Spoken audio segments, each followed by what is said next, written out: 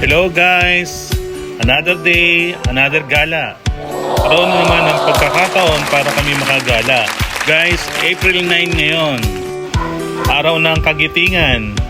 Kaya sinamantala na namin para makapag-unwind at mag-road trip. Siyempre, kasama ang buong pamilya. Binabagtas namin ngayon ang papuntang Real, Quezon. At kami ngayon ay naandito sa Pagsanghan, Laguna.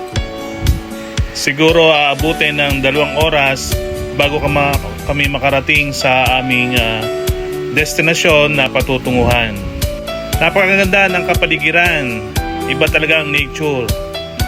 Makikita natin ang kulay green na kabundukan na napakaganda ang pagmasdan. Ito na nga ang gandang lugar sa Real, Quezon.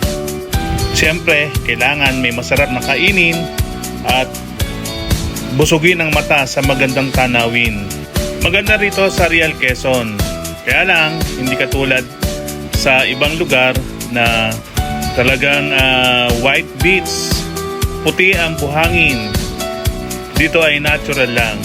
Pagkagandang pagmasdan, ang kalawakan ng karagatan, at siyempre napakasarap sa pakiramdam kapag i-enjoy ang iyong mga kasamahan. Siyempre ang pamilya natin nakasama natin sa pamamasyal. Relax din paminsan-minsan, kalimutan ang mga problema, kalimutan ang mga stress, at i-enjoy ang bawat oras at bawat araw.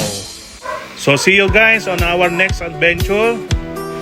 Abangan ninyo ang aming susunod na pamamasyal. See you guys!